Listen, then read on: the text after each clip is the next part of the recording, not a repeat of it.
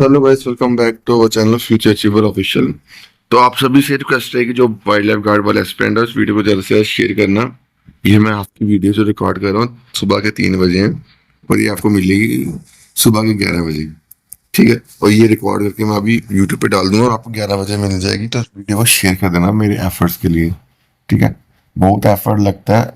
अभी मैं कंटेंट इतने आसान इसलिए बना रहा हूँ कि टाइम मेरे को अभी लग रहा है, कोई मैथ का कंटेंट नहीं बना पा रहा मैं।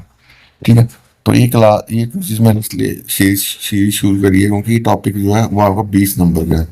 ठीक है, तो 20 नंबर जो है थोड़े नहीं होते, तो इसको हम अच्छे से करें। 200 क्विज़ अभी मैं इसे आपको 17 क्विज़ डालूंगा, तो अभी 10-15 दिन में ही 200 क्विज़ जो है कंप्लीट हो जाएंगी।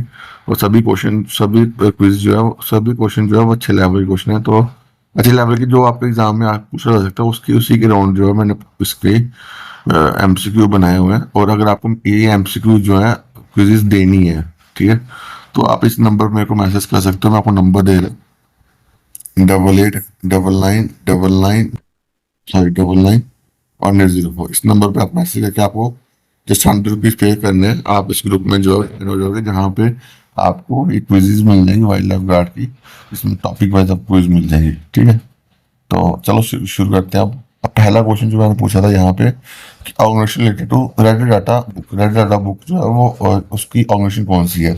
उसकी ऑर्गेनाइजेशन है ये वाली IUCN। IUCN जो है वो इसका फुल फॉर्म क्या है? International union for conservation of nature. International, यहाँ पर लिखा नहीं रहेगा मेरे से, इंटरनेशनल यूनियन मैं बोल रहा हूँ, international union for conservation of nature. ठीक है, और ये अगर आपको पूछेगा कब फॉर्म हुआ है ये IUCN, ये फॉर्म हुआ 1948 को। ठीक है, कहाँ पे हुआ? फ्रांस में। ठीक है, इसका हेडक्वार्टर कहाँ पे? इसका हेडक्वार्टर है आपका स्विट्जरलैंड, ग्लैंड जगह है यहाँ पे, वहाँ पे। ठीक है, तो इसके यहाँ पे जो भी इसके रिलेटेड मैंने चीजें थी जो आपको पता नहीं चाहिए वो मैंने आपको बता दी। ठीक है, अब चलते आगे।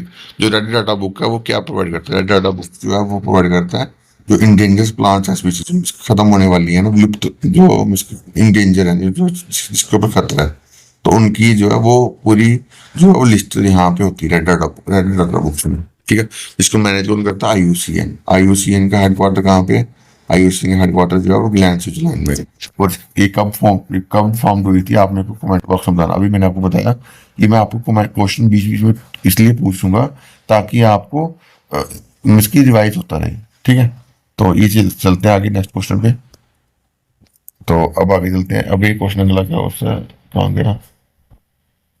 अगला क्वेश्चन है यहाँ पे, species is said to be considered extinct. इसकी कोई भी स्पीसीज को हम खत्म कब कहते हैं? If it has not been seen for if it has not been seen its natural habitat.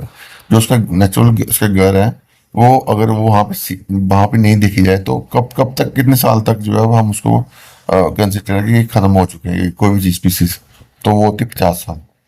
ठीक है, कोई भी स्पीसीज को हम खत्म कब कहते हैं? जब वो अपने नेचुरल हैबिटेट में जो है वो नहीं दिखती। कब तक? 50 साल तक। ठीक है, तो तब हम उस चीज को जो है वो हम क्या कहते हैं? Endangered species. ठीक है, इंडेंजर स्पीसीज, हाँ, इंडेंजर यानी कि एक्सटेंट हो गई हुई है। ठीक है, एक्सटेंट होने वाली है, हो गई हुई है। ठीक है, पर जब हम एक्सटेंट वर्ड बोलते हैं तो यानी कि वो जो है वो खत्म ही हो चुकी है। इंडेंजर यानी वो उसके पास है खत्म होने की। ठीक है, एक्सटेंट बोल दिया यानी कि वो 50 साल के बाद अगर कोई स्पीसीज खत्म हो गई तो वो एक्सटेंट, उसे बोलते हैं एक्सटेंट। ठीक है, उसके बाद बोला India aims to achieve land degradation neutrality by the year. कौन कब तक जो है वो लैंड डिग्रेडेशन जो है न्यूट्रलिटी अचीव करेगा? ये वो करेगा 2030 में। ठीक है, ये आप जो है वो याद रखना है।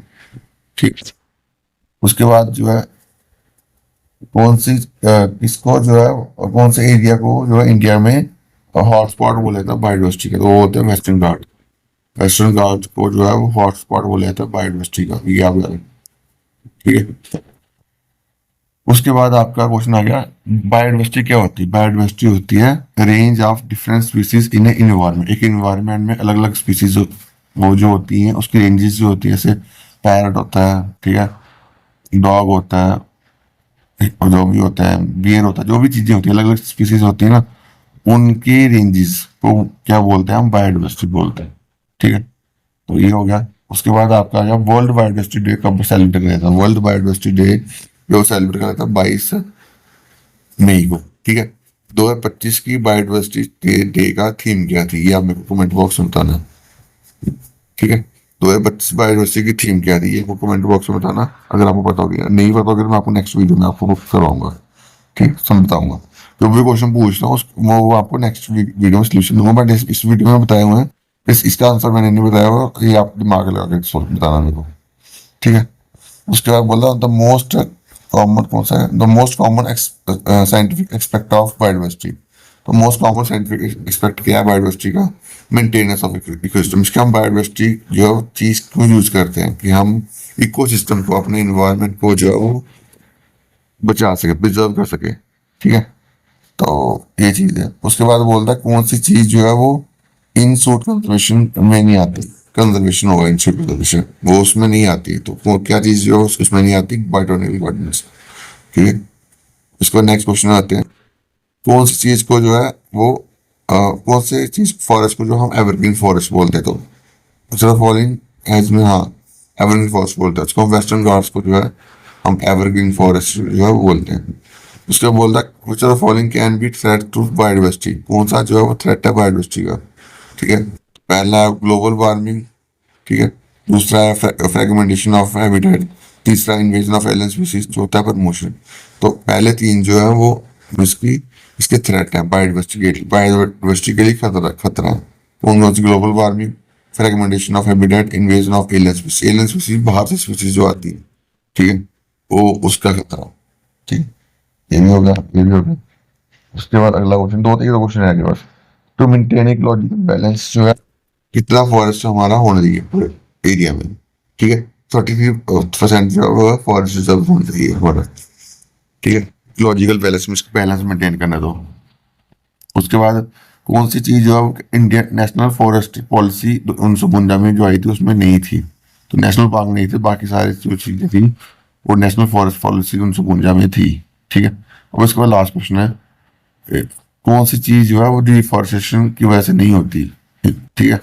अर्बनाइजेशन, अर्बनाइजेशन जो है वो डिफॉरेस्टेशन की वजह से। डिफॉरेस्टेशन क्या होता है, जब हम पेड़ काटते हैं तो उसको बोलते हैं डिफॉरेस्टेशन। अगर हम पेड़ लगाते हैं उसको बोलते हैं एफॉरेस्टेशन, ठीक है। तो ये चीजें थी इंपॉर्टेंट क्विज़ जो है वो मैंने आपको प्रोवाइड कर दी। आगे भी और प्रोवाइड करूंगा, तो बाकी अभी के लिए इतना ही। Thank you guys, love you all.